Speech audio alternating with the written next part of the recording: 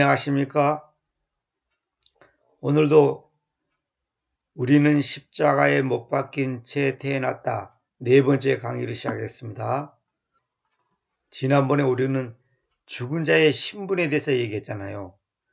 우리가 어떤 신분이냐? 결론은 뭐냐면 우리가 그분 안에서 죽은 자의 위치에 있다. 나는 그분과 함께 죽었다는 거죠. 이 죽었다는 사실이 굉장히 중요한 겁니다. 우리는 죽음 그러면 이 부정적인 단어로 생각하는데 이 죽음이 얼마나 복인지 몰라요. 제가 어떤 분한테 얘기했어요. 만약에 건강하게 앞으로 500년 더 산다면 살고 싶습니까? 그러니까 자기는 살고 싶대요. 그런데 그는 사실을 미련한 대답입니다. 내가 건강하게 먹을 거 입을 거 걱정 없이 산다 하더라도 앞으로 500년이 만약에 주님께서 500년 안에 안 오시고 500년 동안 산다면 얼마나 세상이 악하고 더럽고 얼마나 이 세상이 모순된 것을 자기가 500살까지 보고 살아야 되는데 그는 불행한 거예요. 500년 산다고 해서 그 복 받은 게 아니에요. 그래서 성경이 뭐라 써요? 주님 안에서 죽는 자가 복되다 그랬거든. 내가 주님 안에서만 있다면 죽는 것 자체가 복된 겁니다. 반대로 말하면 주님 안에 있지 않는 사람은 죽는 것이 오래 죽든 500년 뒤에 죽든 그건 불행한 겁니다. 복이 아니에요. 그건 저주입니다. 저주. 그러니까 주님 안에서 내가 지금 죽었다는 사실이 얼마나 복인지 몰라요. 구원이 뭐냐? 이 전체 내용이 뭐냐면 구원이 뭐냐? 내가 주님과 함께 십자가에 못 박혔다는 그 사실을 받아들이는 겁니다. 나는 전혀 안 그런 것 같지만은 느낌에는 그것이 실감이 안 나지만은 그것이 사실이라는 거죠. 내가 동사무소에 가서 등록을 하면 그게 느껴집니까? 안 느껴져요. 그러나 법적으로 내가 성남시 수정구 위례동에 산다고 하는 사실이 문서상으로 딱 기록되면 내가 느끼든 안 느끼든 의식하든 못 의식하든 상관없어요. 그럼 나는 성남시 수정구 위례동 주민이에요. 누가 나를 인정하든 안 인정하든 내가 그걸 알든 모르든 그건 상관없어요. 그러나 그걸 똑바로 알고 인식하고 내가 거기에 합당하게 사는 것이 더 지혜로운 삶이죠. 그래서 지난번에 우리가 이렇게 말했죠. 그렇다면 우리가 무엇을 말할까요? 우리가 은혜가 넘치게 하려고 죄 안에서 계속할까요? 하나님께서 금지하십니다. 죄에게는 죽어있는 우리가 어떻게 그 안에서 이 이상 살 거예요. 그러니까 은혜가 넘치게 하려고 죄 속에서 우리가 계속 죄를 지어야 되느냐? 그건 아니다. 죄에게는 죽어있는 우리가 어떻게 그 속에서 계속 죄 짓고 살 수 있냐? 이것을 우리가 분명히 인지할 때, 나는 죽은 자의 위치에 있구나. 이 말은 뭐냐면 죽은 자가 어떻게 죄를 짓습니까? 죽은 사람이 어떻게 죄를 짓습니까? 근데 여러분들 생각해요. 나는 지금 오늘도 죄 짓는데 저도 죄 지어요. 이 말은 무슨 말이냐? 이걸 알아야 돼요. 내가 지금 그 사람이 죄 짓는 것하고 나의 신분, 나의 위치하고를 분리시켜야 됩니다. 내가 오늘 죄 짓다고 해서 우리 동네 주민이 아닙니까? 상관없어요. 내가 죄 짓다고 해서 아버지 오늘 누구하고 싸웠죠? 이리 오세요. 그리고 당신 이름 이 동사무소에서 요즘에는 동사무소 하지 않고 복지센터라고 그러잖아요. 주민복지센터라고 그러잖아요. 복지센터 사무실에서 탁 지워버리고 그런 거 없어요. 내가 사망하기 전에는 내가 완전히 내 목숨이 끊어지기 전에는 절대로 이름을 지워놓고 그런 거 없는 거예요. 그런 대통령도 할 수 없는 일이에요. 내가 구원받았다는 사실과 내 속에 모순된 인격, 말하자면 내가 갖고 있는 허물과 단점, 약점과는 구별을 시켜야 됩니다. 그래서 사도 바울이 로마서 7장에 뭐라 그랬어? 내가 마음으로는 내 생각 속에는 그렇지 않는데 내 끝사람이 죄를 짓단 말이에요. 그러면 내가 죄 짓는 것이 책임이 없는가? 책임이 없는 게 아니고 이거 잘못하면 또 영지주의하고 또 그 큰 모순에 빠집니다. 죄를 지어도 상관없어. 그게 아니고 내가 끝사람이 죄 짓는 것이 구원과 상관이 없다고 합니다. 다시 말하면 내가 하나님의 자녀냐 아니냐를 갖고 판단하는 게 아닙니다. 내가 강의 중에 수십 번 얘기했잖아요. 나는 매일같이 죄 지어요. 여러분은 죄 안 짓습니까? 저는 매일같이 죄 짓습니까? 죄 짓습니다. 그러면 매일같이 지옥 가야 될 거 아닙니까? 그게 아니고 나의 속사람과 겉사람이 나는 죄 안 짓고 싶은데 여전히 모순된 삶을 살고 있단 말이에요. 그걸 왜 그러냐? 그래서 로마서 8장에 들어오면 하나님께 감사한다. 영광 돌린다 이거예요. 뭐예요? 내가 결심하고 각오하고 힘쓴다고 해서 죄 짓고 안 짓고 하나님 앞에 바로 서가 안 서가 아니라 하나님이 날 그렇게 해야만 된다고 하는 그 놀라운 사실 앞에 로마서 8장에서는 이제 승리의 사실을 말하고 있는 겁니다. 그래서 사도 바울이 로마서 7장에서는 갈등을 느꼈단 말입니다. 그러나 로마서 8장에서는 승리하는 거예요. 어떻게 승리하냐? 그걸 지금 얘기하겠습니다. 봐보세요. 바울이 고린도서 5장 14절에서 왜냐하면 그리스도의 사랑이 우리를 강권하기 때문이니 그것과 더은 우리가 이렇게 판단하기 때문인데 만약 한 분이 모두를 위하여 죽으셨다면 그렇다면 모두가 죽어 있었다는 것이다. 그러니까 여기서 모두란 말을 이거 오해하면 안 됩니다. 모두를 위하여 죽었다 그러니까 이 지구에 있는 모든 사람을 위해 죽은 거 아니에요. 어떤 사람들은 그렇다고 그래요. 절대 그렇지 않아요. 그렇다면 모든 사람이 다 구원받아야지. 전도할 필요 없어요.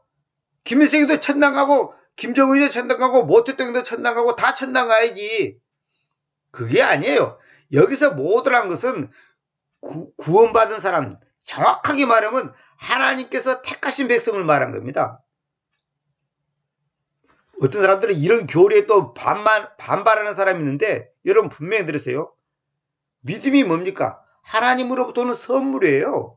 그 선물을 받은 자만이 구원받는 거예요. 내가 믿음을 만듭니까? 믿음이 예수님 자신을 말하는 건데 내가 내 속에서 믿음을 만드냐고요. 선물을 받은 거예요. 선물을 받은 것을 내가 고백하는 것이지 내가 스스로가 나는 오늘부터 믿음을 만들어야 되겠다. 하나님이 원하는 수준의 믿음을 만들어가지고 주님 믿습니다 해야 되겠다. 그래서 구원받았다? 그러면 내 의지 그게. 내 노력이고 내 의지 그것이 어떻게 은혜입니까? 이거 모르면요. 여러분 미안한 말이지만 신앙생활 지금 완전히 헛짓하는 거예요. 헛짓하는 거예요. 모두가 죽었다는 것은 모두가 예수님이 십자가와 함께 죽었다는 거예요. 구원받는 사람들. 그러니까 하나님께서 예정했다는 말은 교회를 예정했다는 거예요. 교회가 뭐예요? 성도들이 교회죠. 택한 백성이 교회지 누가 교회입니까? 옆집의 사람이 교회입니까? 우리가 여러분과 제가 하나님 앞에서 교회의 이루어져야 됐단 말이에요. 한 지체가 됐다는 거예요. 이거 참 이것을 지금 믿냐 안 믿냐 받아들이냐 안 받아들이냐가 이거 결정적인 겁니다. 모두가 아무나를 말하는 거 아니에요. 하나님의 은혜 가운데서 부름을 받은 사람들. 히브리서 9장 15절에 있는 것처럼 불리운 자들, 부름받은 자들.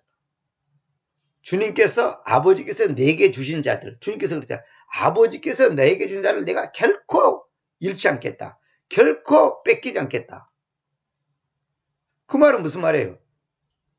주님 안에 들어온 사람은, 주님과 함께 십자가에 못 박힌 사람은, 그걸 믿음으로 받아들인 사람은 절대로 구원을 잃어버리고 어저께는 구원받고 오늘은 구원 못 받고 아침에는 구원받고 저녁에는 구원 잃고 그런 게 아니에요. 어떤 사람들은 계시록에 있는 생명책에 우리 이름을 지어버린다고 하는 것을 갖고 또 얘기하는 사람인데 그 말 뜻을 알아야 됩니다.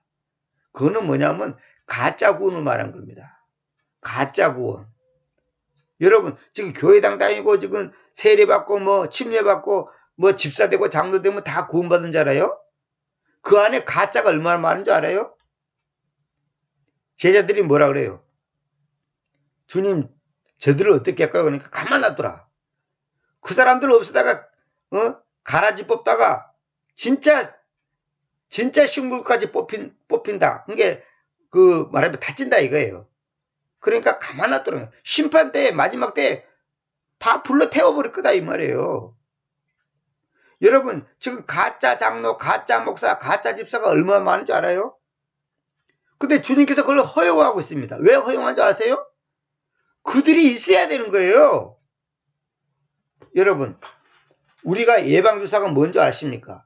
그 균을 내 몸에 집어넣는 거예요. 감기 예방주사면 독감에 걸릴 수밖에 없는 그 균을 그 바이러스라 그러나요? 그 균을 갖다가 내 그 혈관 속에 집어넣는 거예요. 왜 집어넣는 줄 아세요? 그것이 미리 들어와서 내 몸과 싸워가지고 적응을 하게 하는 거예요. 그러면 더 센 균이 들어와도 그걸 이길 수 있는 그 저항력이 길러지는 거예요. 저항력이. 그게 예방주사예요. 무슨 말이냐면 우리가 깨끗하고 완벽한 환경 속에 산다 합시다. 그러면요 조금만 환경이 어려운 환경에 처하면요 그냥 병들어 죽습니다. 그래서 아마존이라든지 전혀 오염되지 않은 곳에 사는 사람들한테 취재를 가면요 그때 옛날에 MBC에서 내가 TV에서 봤는데 얼마나 그 취재하는 사람들의 건강검진을 철저히 하는 줄 아십니까? 브라질 정부에서요. 왜? 조금이라도 내 몸에 이상이 있으면요 그 사람들한테 옮겨져 가지고 그 사람들은 저항력이 없어 가지고 그냥 다 병들어서 집단적으로 죽어버려요. 그렇기 때문에 조금이라도 감기병이 있다든지 하여튼 조금이라도 내 몸에 건강에 이상이 있으면요 의학적으로 뭔가 문제가 있으면요 못 들어가게 합니다. 저항력이 없기 때문에. 하나님이 왜 이 세상에 모순된 사람을 놔둔 줄 알아요? 우리가 그 저항력을 키우는 거예요. 영적으로 우리가 섬에서 무인도에서 혼자 살면 누구하고 부딪힐 것도 없고 화낼 일도 없어요. 그 안에 살면 그냥 나 혼자 사니까 누구 간섭받을 것도 없고 누구하고 싸울 일도 없어요. 그러나 하나님께서 왜 우리가 사람들 가운데 살게 하는지 아십니까? 우리가 그 가운데 살면서 내가 성숙해지는 거예요. 내가 더 강해지는 거예요. 그래서 교회 생활이 중요한 거예요. 무슨 말이냐면 저 못된 사람, 저 나쁜 사람, 나하고 안 맞는 사람하고 같이 살면서 부딪히면서 내가 깨지고 양보하고 이해하고 덮어주고 참고 이런 걸 혼론을 받게 하는 거예요. 이건 구원을 받기 위해서 그런 게 아니고 나를 더 성숙하게 하기 위해서 그런 거예요. 그래서 제가 옛날에 그 강원도 예수원에서 86년도에 내가 석 달 반 살았거든요. 그때 그 토레 그분이 한 말을 내가 지금도 잊지 못하는데 10사람하고 살면 10가지 배우고 20사람하고 살면 20가지 배웁니다. 그래서 우리가 이 단체 생활이 우리에게 유익을 주는 거다고 하는 말을 제가 들었습니다. 그래서 제가 가만히 살다 보니까요 진짜 꼴보기 인간 많아요. 그러면 저쪽 사람이 봤을 때는 또 내가 꼴보기 싫을 거 아니에요. 그렇죠? 저 사람만 없으면 좋겠다 그거 있잖아요. 근데 그게 아닙니다. 그 사람이 있어서 내가 더 하나님 앞에 강하게 가까이 갈 수 있는 거예요. 그걸 이해를 해야 됩니다. 그러니까 우리가 그리스도님의 죽음을 불가피하게 구원받는 사람 모두의 죽음을 포함하는 거예요. 이것이 이제 지난번에 말했는데 오늘도 좀 더 깊이 있게 나가 봅시다. 다시 말해 우리는 그리스도 안에서 죄에게는 죽은 것이다. 우리 개성은 죄에 대해서 죽은 거다 그러죠. 그렇게 말해도 뭐 전혀 틀린 말은 아닙니다만 킹제임스 영에서는 죄에 대해서 죽었다가 아니라 죄에게는, 이 말은 뭐냐면 죄가 인격이거든요. 인격화 시켜요. 인격화. 무엇에 대하여가 아니라 인격. 죄라는 인격에 대해서 죽었다 이 말이에요. 그래서 죄에게는 죽었다 이렇게 표현하는 겁니다. 그렇다면 어떻게 우리가 계속해서 죄에 거할 수 있겠는가? 결코 그럴 수 없다. 우리는 죄 안에 있든지 그리스도님 안에 있든지 둘 중 하나이다. 그러니까 우리가 죄 가운데 있든지 죄 밖에 있든지 둘 중 하나예요. 다시 말하면 주님 안에 있든지 죄 안에 있든지 둘 중 하나지. 중간은 없어요. 구원을 받았든지 못 받았든지 그러지 중간은 없습니다. 천당인지 지옥인지 둘 중 하나지 연옥은 없는 거예요. 지금요 킹제임스 성경을 믿고 안다고 하는 사람 중에 연옥 교리를 갖고 있는 사람이 있어요. 제가 분명히 들었습니다. 완전히 잘못된 겁니다. 연옥은 없는 거예요. 중간은 없는 거예요. 그래서 이런 말 있잖아요. 신앙생활에는 신앙이라는 것은 뭐 회색지대는 없어요. 흙이면 흙, 백이면 백이지 회색지대는 없는 거예요. 죄면 죄, 아니면 아닌 것이지 중간은 없다고요. 이게 얼마나 서로 모순된 일인가.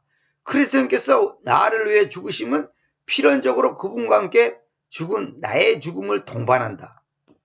참 이게 지금 믿어지냐 안 믿어지냐가 이게 결정타입니다. 결정타. 그리스도님께서 갈보리에서 이룩하신 그 사역의 근본 성격은 이와 같이 단번에 완전히 성취된 속죄의 양면을 지니게 된다. 참 희한하죠. 주님께서 그 갈보리 언덕 위에서 십자가에서 죽으셨는데 그것이 단번에 완전히 성취된 속죄의 양면을 지니게 된다. 무슨 말이냐? 주님께서 죽었는데 주님 혼자 죽은 줄 알았더니 그게 아니라 나도 함께 죽었다는 거야. 참 이거 너무 모순이에요. 이거 도대체 이해가 안 되죠. 아니 내가 그때 태어나지도 않았는데 아니 어떻게 내가 죽었단 말이에요. 이걸 이제 아는 것이 이제 이 책의 이 맥스웰 이 목회자가 쓴 책의 핵심이에요. 이걸 지금 받아들이냐 안 받아들이냐, 이걸 믿어지냐 안 믿어지냐가 지금 결론이에요. 사실은 이 강의 전체가 결론입니다. 그래서 내가 1강에서 얘기했잖아요. 내가 1강에 한 그 내용 있잖아요. 이 책 전체의 강의 결론이에요. 그걸 하나님이 이 책 강의하기 전에 나한테 딱 정리를 시켜주더라고요. 그래서 제가 1강에서 그냥 본문하고 상관없이 쫙 얘기를 하잖아요. 전체적으로. 그걸 보고 연역법이라 연역법. 연역법이라는 것은 결론부터 말하는 거. 귀납법이라는 것은 결론은 나중에 말하는 겁니다. 그러니까 성경은요 전체가 연역법이에요. 결론부터 얘기합니다. 하나님께서 살아계신다. 하나님께서 천지만물을 지었다. 창조하셨다.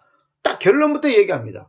그러면 그분이 누구냐? 그걸 얘기 써놓은 것이 이제 그 다음부터 줄거리가 나오는 거예요. 성경은 연역법을 써요. 하나님이 우리를 사랑했다. 그 결론부터 내려놓고 왜 사랑했으며 어떻게 사랑하며 사랑이 무엇인지 이걸 이제 설명하는 거예요. 제가 지금 아침 새벽 시간이니까 지금 목소리가 안 좋습니다. 근데 낮에 했으면 좋겠는데 낮에 하고 싶어도 낮에 해지질 않습니다. 이건 하나님이 내 마음을 딱 이렇게 움직여야 되지 내가 단지 이 내용을 갖다가 몰라서 안 하는 게 아니에요. 이 내용은 나는 얼마든지 할 수 있어요. 아무더라도. 그러나 주님께서 그 마음과 생각과 감정과 그걸 내 마음을 딱 움직였을 때 할 수밖에 없기 때문에 아침에 눈 뜨자마자 오늘 강의를 해야 되겠다. 이 마음과 이 어떤 이걸 어떻게 경험한 사람이면 이해를 못합니다. 내가 하고 싶다고 마음대로 되지질 않아요. 이거는 이 공부가 아니거든요. 공부가 아니거든요. 그래서 하나님이 나에게 이런 마음을 탁 이렇게 마음에다가 이 불을 붙여주니까 이거 하는 것이지 그러면 이거 못합니다. 하나님께서 합치신 것은 나눌 수 없다. 이게 무슨 말인지 아십니까? 여러분 결혼에 대해서 성경에서 부부가 하나 되시면 이혼할 수 없다 이 말이죠. 그게 뭔 뜻인지 아십니까? 저도 이거 최근에 사실 알게 됐는데요. 그러면 지금 이혼한 사람들은 다 지금 지옥 가야 되지. 아니 이혼 하나님이 나눌 수 없다는데 어떻게 이혼을 해? 그럼 말도 안 되는 소리지. 그게 뭔지 아십니까? 주님과 교회와의 관계를 말한 겁니다.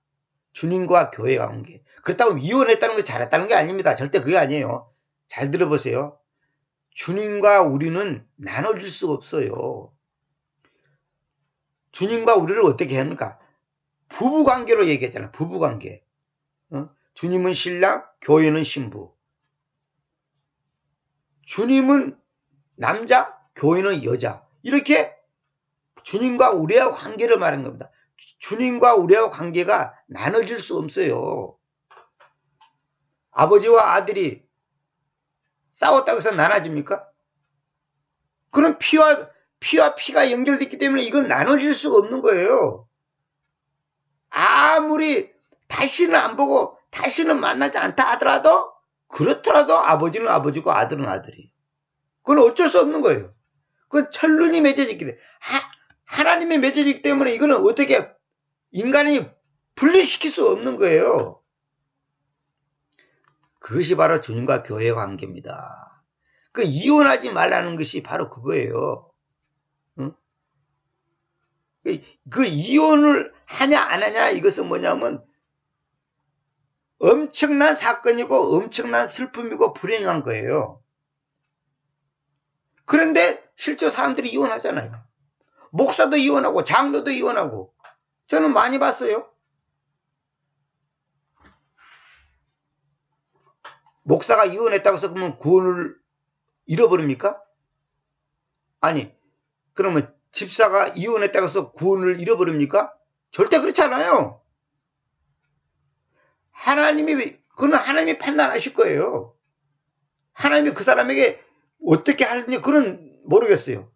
그러나 분명한 것은 주님과 교회의 관계는 이혼이 안 되는 거예요. 분리가 안 되는 거예요. 그래서 봐보세요. 그러나 오늘날의 기독교는 이 두 측면을 분리시킨 십자가와 목이 잘린 복음으로 분리우는 복음. 다시 말하면 십자가와 내가 분리가 되는 거야. 목과 몸이 분리가 됐다. 이게 말이 됩니까? 아니 어떻게 머리와 몸이 분리돼 가지고 사람이 살 수 있어요? 십자가와 내가 분리가 됐다? 이 말은 뭐냐? 교회와 그리스도가 분리됐다? 다시 말하면 주님과 내가 분리됐다 이 말인데 주님과 내가 분리되었는데 구원받습니까? 구원을 잃지 않습니까? 아니면 주님과 내가 분리됐는데 정상적인 신앙생활 할 수 있습니까? 말도 안 되는 얘기죠. 그런데 그런 모순된 신앙 교육을 지금 오늘날 교회에서 가르치는 데가 있다는 거죠. 앞뒤가 안 맞는다는 거죠. 어제는 붙었다가 오늘은 떼어지고 오늘은 떼어졌다가 내일은 붙고 그런 게 아니에요. 여러분의 감정, 느낌 그거 아무 상관없어요. 그래서 이런 왜곡된 모습을 지니고 있음으로 인해 그리스도님의 복음이 크게 손상을 입고 있는 것이다. 바로 이겁니다. 마치 주님과 내가 하나가 안 된 것처럼 또 내가 어떤 잘못을 인해서 주님과 내가 분리가 된 것처럼 가르친다면 큰일 난다 이 말이에요. 그래서 성경은요 양면성이 있어요. 기도하라가 있고 기도가 만들어진다가 있고 믿으라가 있고 믿어진다가 있고 행하라가 있고 행해진다가 있고 이걸 잘 이해해야 됩니다. 그게 무슨 말인지 알아요? 하나님의 주권과 나의 의지적인 책임 이것을 못은 낼 것 같지만은 이것이 조화를 이루어야 되는 거예요. 그 사람이 바로 정상적인 신앙생활을 하는 겁니다. 다시 말하면 하나님의 은혜와 나 쪽에서 마땅히 할 바를 하는 것 해서 인내하고 열심을 내고 뭡니까? 기도하고 주님께 회개하고 이것이 계속적으로 반복되는 거예요. 한 번에 회개했으니까 다시는 회개할 필요 없다. 내 힘으로는 주님을 따를 수 없어. 내 마음대로 살 거야. 내 감정대로 할 거야. 그것도 잘못된 거예요. 로마서 8장 3절. 왜냐하면 그 법 토라가 율법을 말한 겁니다.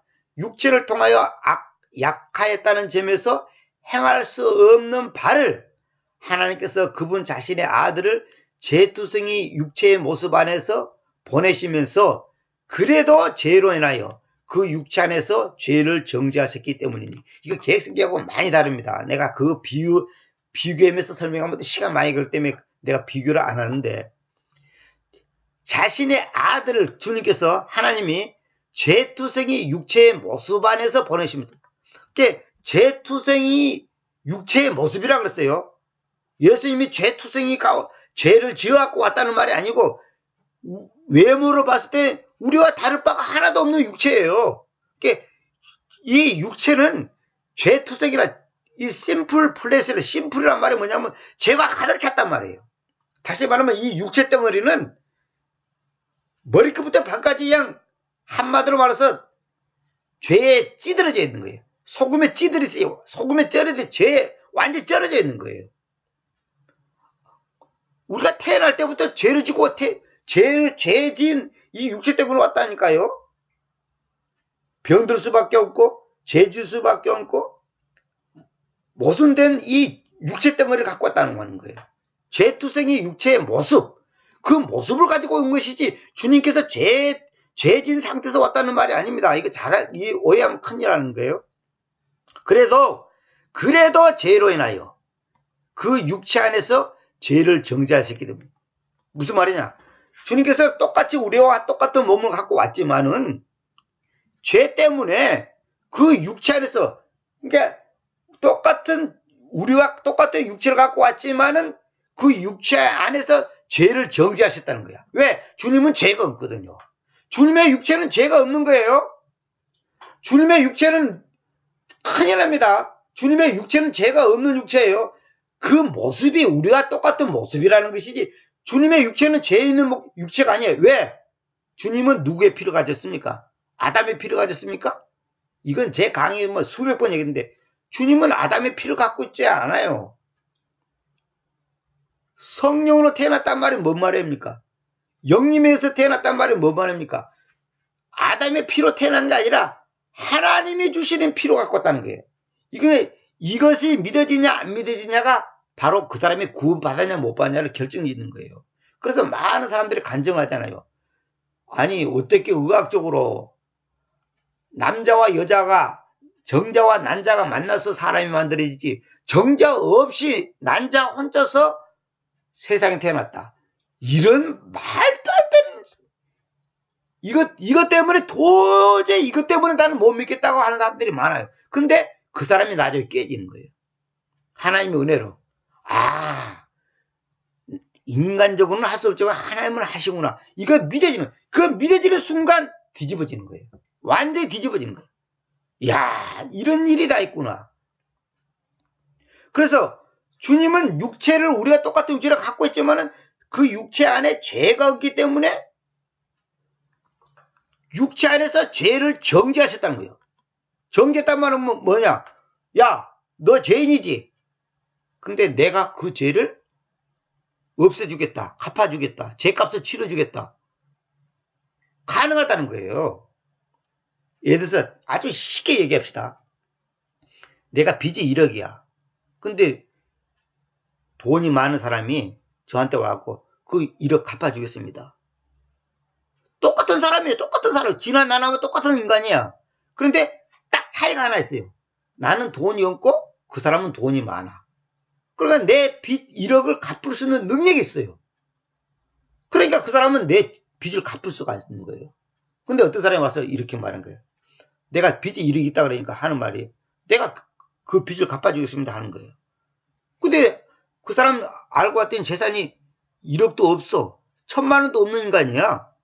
그런데 내 빚을 1억을 갚아주겠대. 지금 당장 갚아, 뭐 100년 뒤에 갚고 뭐 1000년 뒤에 갚는 게 아니라 지금 당장 갚아야 되는 거예요.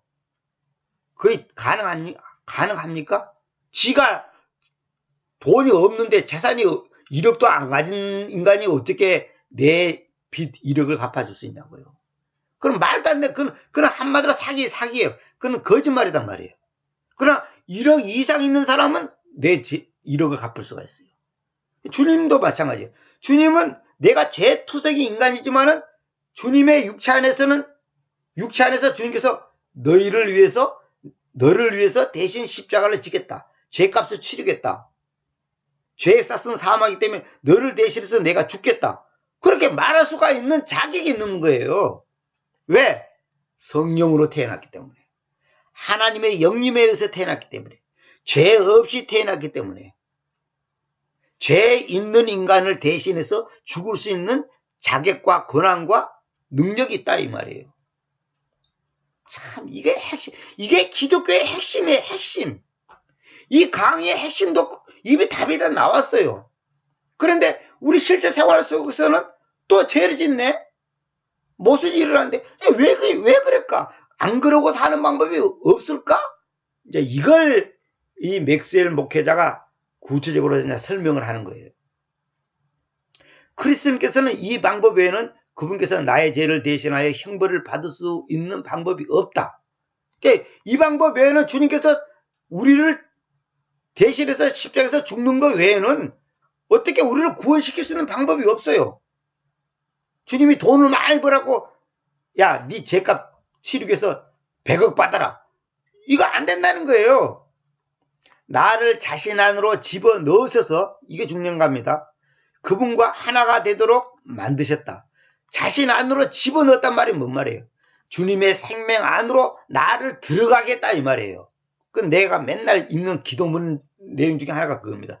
주님의 생명 안으로 나를 들어가겠어요. 쉽게 말해서 나는 차비가 없는데 어떤 사람이 나를 차를 태워줬어. 이 말은 뭐예요? 차 안으로 나를 집어넣어 준 거예요. 차표 목 안 끊어도 그냥 못 끊어도 타. 그러면 타는 거예요. 그래서 그분과 하나가 되도록 만드셨다. 이로써 나는 법적으로 영적으로 그리스도님과 필연적인 관계를 맺게 된 것이다.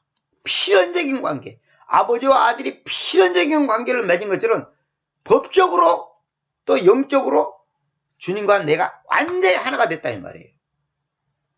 어떻게? 주님이 내 대신 형벌을 받았다. 형벌을 받아. 주님이 내 대신 죽었단 말이에요.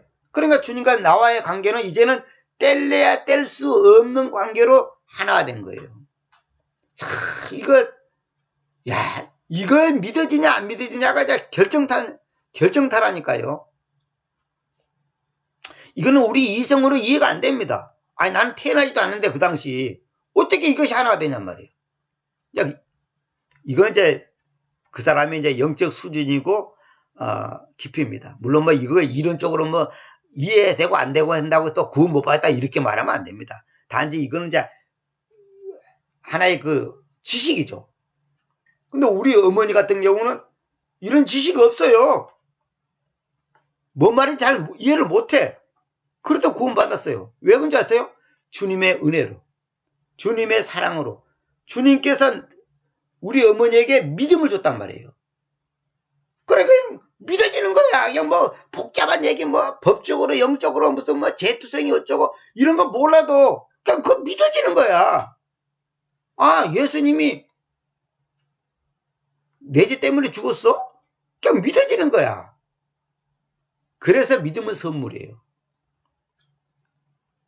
나는 그리스도 안에서 사형을 얻어받은 것이다. 바로 그거예요. 사형을 얻어받았어. 죽었다 이 말이에요. 이것이 나의 법적인 위치다. 법적인 위치. 법적으로 아버지와 아들이 아무개의 아버지의 아들은 누구다. 누구는 아무개의 아들이다. 이게 법적으로 딱 이렇게 호적이 돼 있는 거예요. 호적에. 이거는 아무리 떨어져 살아도 다시는 안 보고 다시는 뭐 자식으로 인정 안 한다고 하더라도 그거는 어떻게 바꿀 수 없어요. 대통령이 만약에 야 저 못된 자식 김씨 집안에서 빼라. 박씨 집안에서 빼라. 대통령이 명령할 수 있어요. 대통령 그런 권한은 없어요. 그거는 완전히 가짜 대통령이에요. 완전히 그건 말도 안 되는 소리. 대통령도 그걸 바꿀 수 없어요. 법적인 위치가 뭐냐? 주님과 내가 그냥 하나가 되어버린 거예요. 잠시 생각해보자. 나는 구원받기 위해 죽음을 받아들이지 않았는가? 나는 내가 죽을 수밖에 없는 운명이라는 사실을 깨닫고서 그분의 죽음을 신뢰하였다. 구원받기 위해 죽음을 받아들이지 않았는가? 나는 죽을 수밖에 없는 운명이라는 사실을 깨닫고서 그분의 죽음을 신뢰하였다. 그리스도님의 죄에 대한 죽음은 곧 죄에 대한 나의 죽음이다. 이 말은 뭐냐면 그리스도님의 죄에게 죽은 것은 곧 내가 죄에게 죽었다는 거예요. 이거 지금 그 번역자가 이제 이렇게 번역했지만 이건 죄에 대한 죽음이 아니라 죄에게 죽음. 그 다음에 그것은 내가 죄에게 죽었다 이 말이에요. 죄에게. 그러면 무슨 말이냐면 죄와 상관없단 말이에요. 여러분, 죄의 삭은 사망입니다. 죄가 있는 사람은 천당 못 갑니다. 근데 죄에게 죽었다는 것은 죄와 나는 완전히 상관없는 존재가 있단 말이에요. 근데 무슨 얘기가 뭐냐면 오늘도 내가 죄 지었는데 이거 뭐냐 이거야. 나와 죄와 상관이 없다 그러는데 나는 오늘 또 죄 지었는데 이건 또 뭔 소리예요 이건. 자, 그걸 지금 얘기하려고 합니다.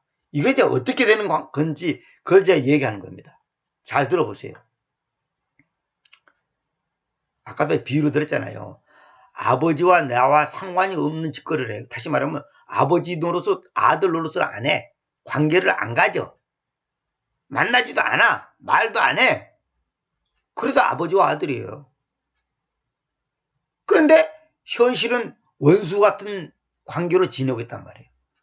그래도 아버지와 아들이라니까. 이거 참 앞뒤가 안 맞는 얘기 같지만 이거 사실이에요. 봐봐요. 잠깐 들어보세요.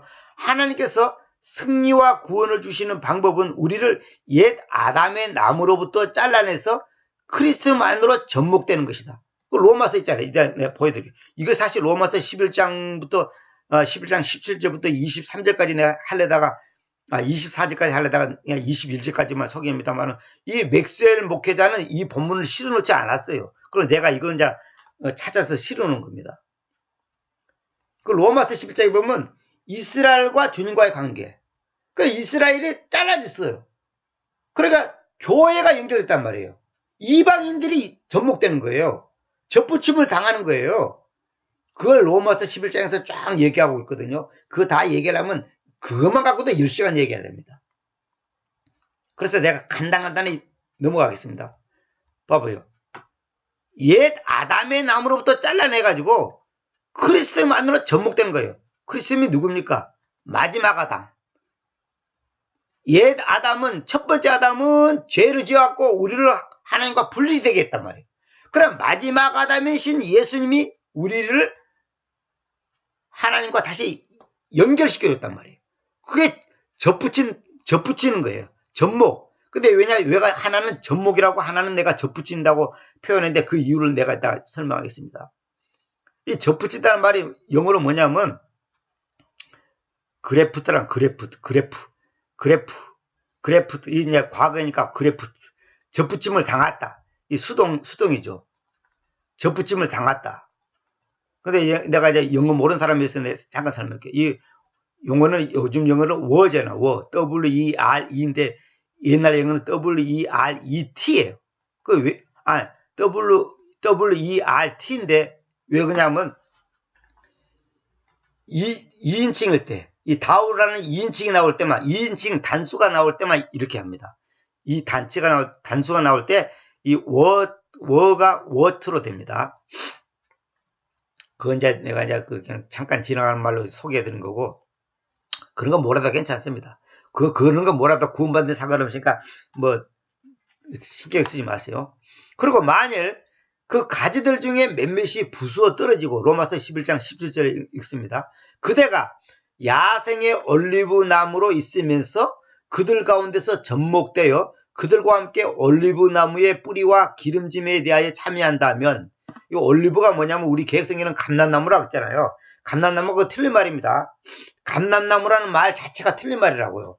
그런 건 없어요. 올리브 나무입니다. 이게 중국 성경을 번역하다 보니까 그리 된 거예요.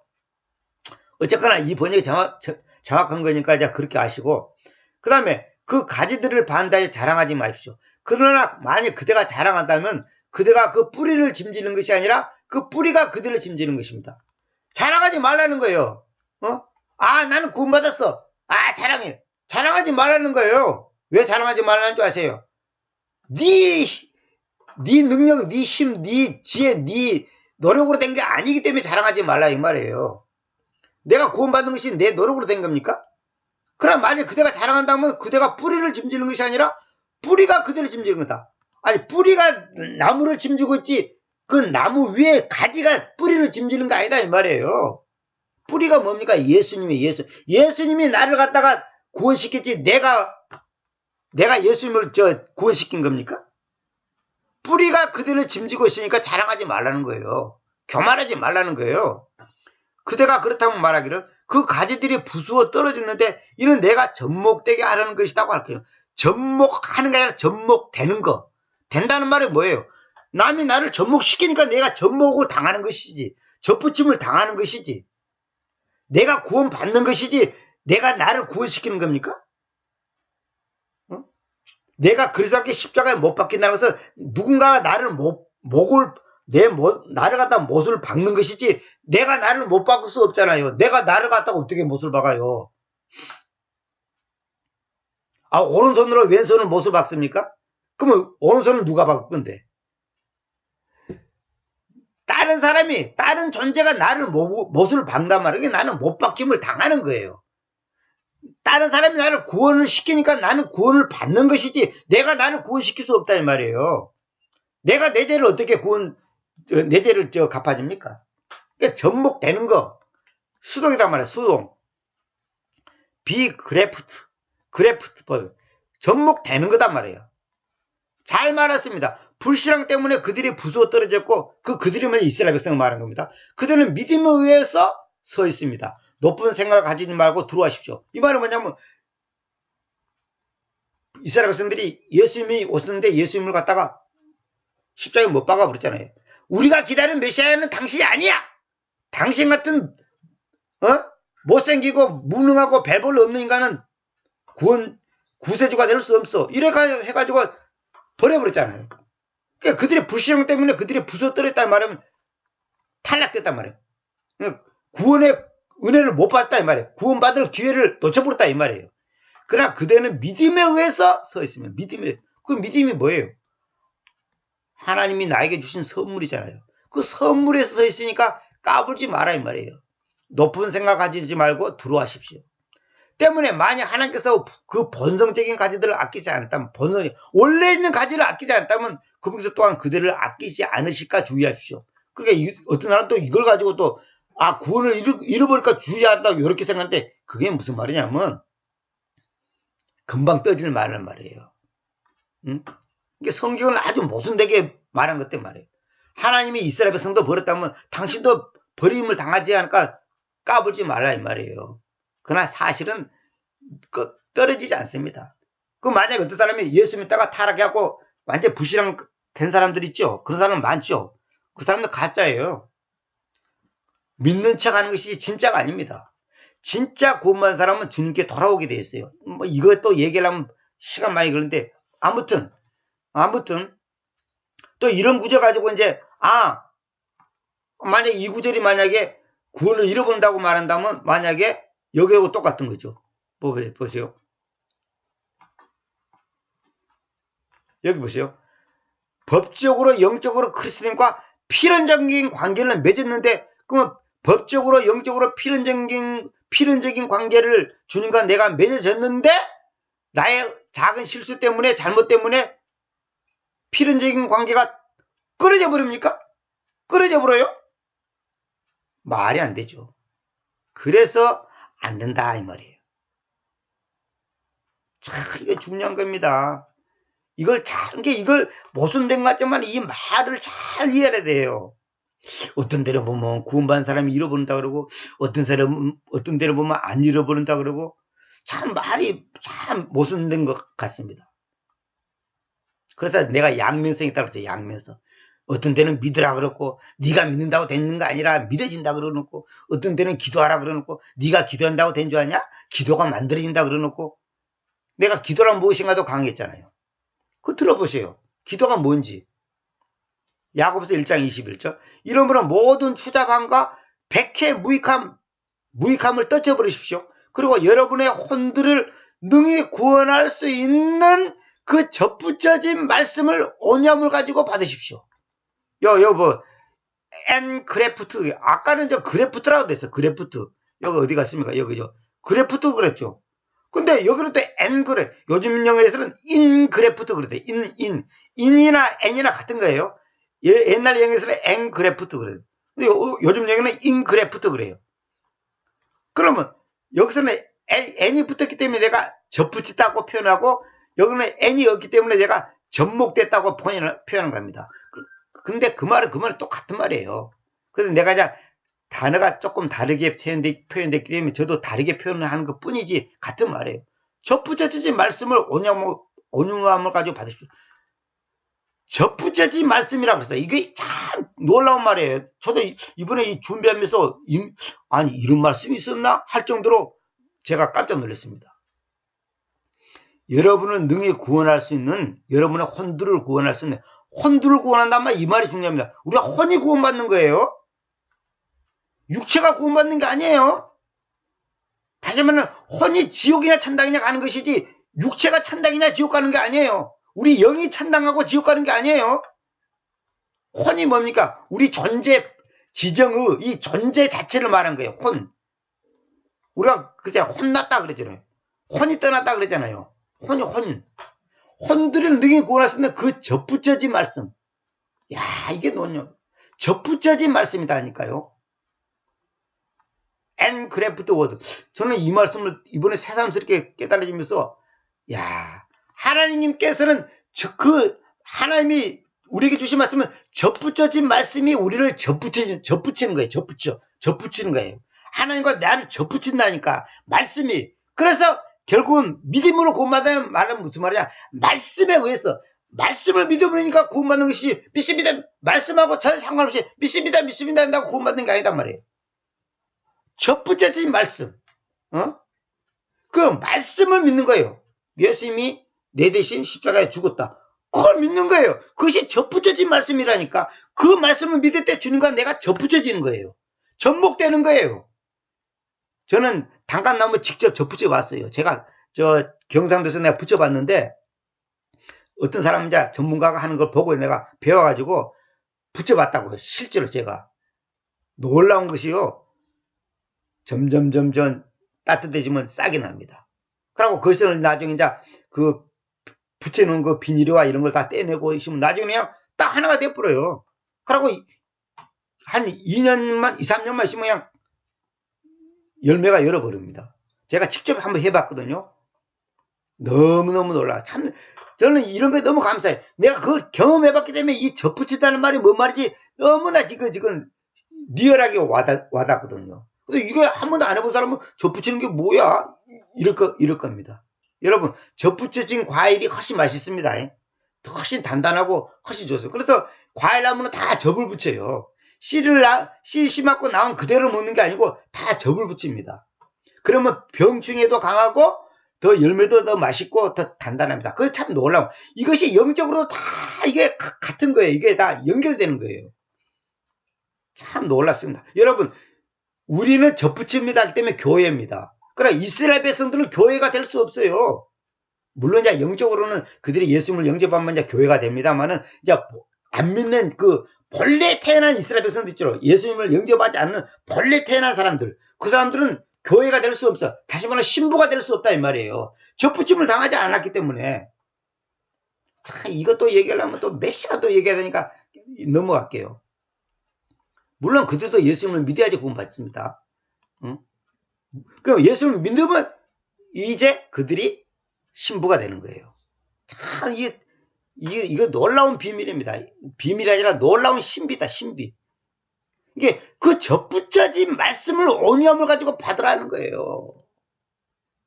말씀을 오자마자 받을 때 구원을 받는 거예요. 말씀을 믿을 때 구원받는 것이지 그냥 믿습니다. 그거 소용없습니다.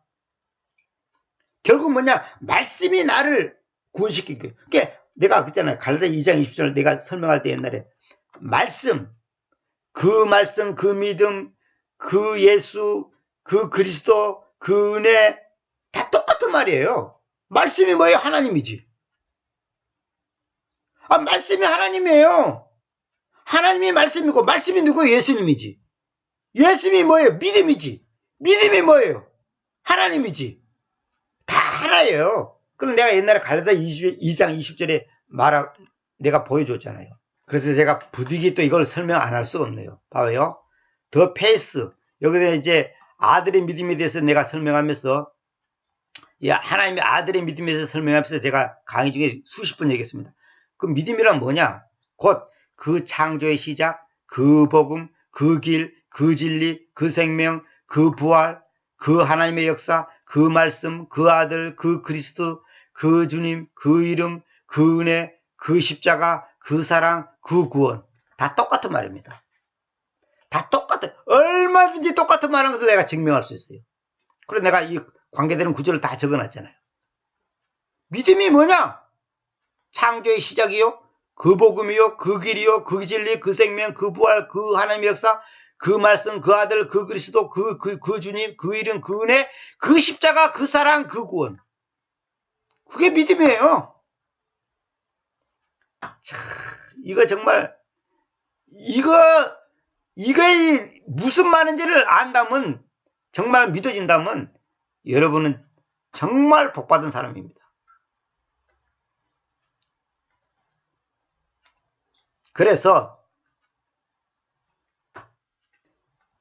믿는 자로서 내가 스스로 어떤 선택을 하는 것과는 아무런 상관없이 나는 그리스도인과 함께 십자가에 못 박힌 것이다. 내가 믿냐 무슨 그걸 갖다가 나는 십자가에 못 박힌 거 선택 안 할래. 그냥 내 힘으로 할래. 하든지 마든지 상관없이 내가 믿는 자라면, 주님을 믿는다는 것은 뭐냐? 그리스도와 함께 십자가에 못 박히는 거예요. 나는 싫어. 그런 거 싫어. 그거 소용없는 거예요. 내가 크리스찬이 되었다는 사실은 필연적으로 나를 십자가에 못 박힌 생활을 하도록 만든다. 참, 이제 이게 중요한 겁니다. 내가 크리스찬이 되었다는 사실은 뭐냐? 나를 필연적으로, 나를 십자가에 못 박힌 생활을 하도록 만드는 거예요. 내가 김씨 집안에 태어났다. 이 말은 뭐예요? 싫든 좋든 나는 김씨가 되는 거야. 싫든 좋든. 나는 서울에서 살기 싫어해도 아버지가 서울 살면 나는 서울에 살아야 돼. 아버지가 브라질로 이민 간다. 그럼 나는 이민 가야 되는 거예요. 어? 아버지가 가난하다. 그럼 나도 가난해야 돼. 아버지가 부자다. 그럼 나도 부자예요. 이거는 어떻게 뗄 수가 없는 거예요. 이것이 바로 크리스찬의 삶이다. 바로 그거예요. 나는 이제 내 맘대로 살 수가 없어요. 왜? 주님과 함께 십자가에 못 박혔으니까 내 맘대로 살 수 없다니까. 살고 싶어도 안 되는 거예요. 내가 김씨 집안에 태어나면 김씨 아니라고 내가 아무리 얘기해도 소용없어. 나는 김씨야. 물론 요즘에는 법을 이름을 성을 바꾼다는데 성을 바꿔봤자 소용없어. 그는 그 것만 바꾼 것이 실제로 그 아버지의 피를 내가 내 속에서 뽑아낼 수 없고 그 아버지의 DNA를 내가 바꿀 수가 없는 거예요. 이것은 무슨 심오한 영적인 삶이라기보다는 정상적인 크리스찬의 삶인 것이다. 바로 무슨 내가 갑자기 무슨 도사가 되고 무슨 대단한 어떤 신령한 인간이 되는 게 아니고 정상적인 거예요. 지극히 당연한 거예요. 아니 내가 부잣집에 태어났다고 내가 대단한 존재고 가난집에 태어났다고 해서 안 대단한 존재가 아니에요. 무슨 심오한 영적인 삶이라기보다는 정상적인 크리스찬의 삶인 거예요. 그러니까 나를 십자가에 못 박히도록 생활하고 만드는 거, 이거의 크리스찬의 삶인데 나는 이제는 내 마음대로 못 살아요. 옛 신학자가 말한 대로 나는 십자가에 못 박혀서 태어난 것이다. 즉 내가 거듭나는 순간 나의 옛사람은 십자가에 못 박혀 버렸다. 내가 거듭났다는 것은, 다시 태어났다는 것은 뭐냐? 내가 십자가에 못 박혀 버렸다는 걸 말한 거예요. 나는 그걸 내가 원하든 원하지 않든 그걸 느끼든 못 느끼든 실감이 나든 안 나든 상관없는 거예요. 그냥 법적으로 딱 그래 되어버린 거예요. 사실 내가 여기 무슨 뜻 생각까지 하려고 했는데 시간이 많이 가서 오늘은 여기까지만 하고 마치도록 하겠습니다. 어쨌거나 오늘 결론은 오늘뿐만 아니라 결론은 뭐냐? 내가 원하든 원하지 않든 상관없어요. 필연적으로 나를 십자가에 못 박힌 생활을 만들어 본 거예요. 내가 주님을 믿는다는 것은 어쩔 수 없는 거예요. 이거는 이제 도장 찍어버렸어요. 나의 선택과는 상관없이 나는 그리스도인과 함께 십자가에 못 박히는 거예요. 갈라디아 2장 20절에 나와 있잖아요. 응? 내가 그리스도와 함께 십자가에 못 박혔습니다. 그럼에도 불구하고 내가 살고 있습니다. 그렇지만 내가 아니라 그리스도께서 내 안에서 살고 계십니다. 그리고 내가 지금 육체 안에서 사는 그 삶을 내가 하나님의 아들의 믿음에 의해서 살고 있는데 그분께서는 나를 사랑하셔서 나를 위하여 자신을 주셨습니다. 이게 성경 전체의 핵심이에요. 핵심. 놀라운 거죠. 오늘은 여기까지 하겠습니다.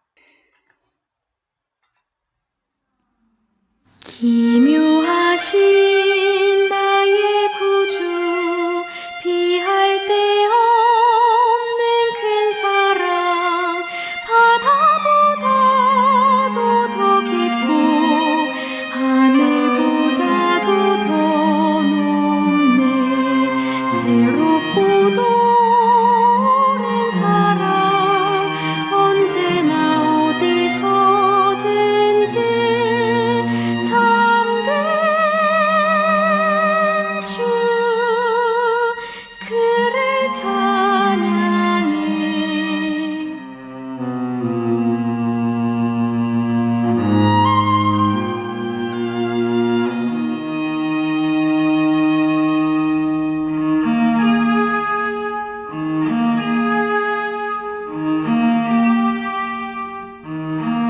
왜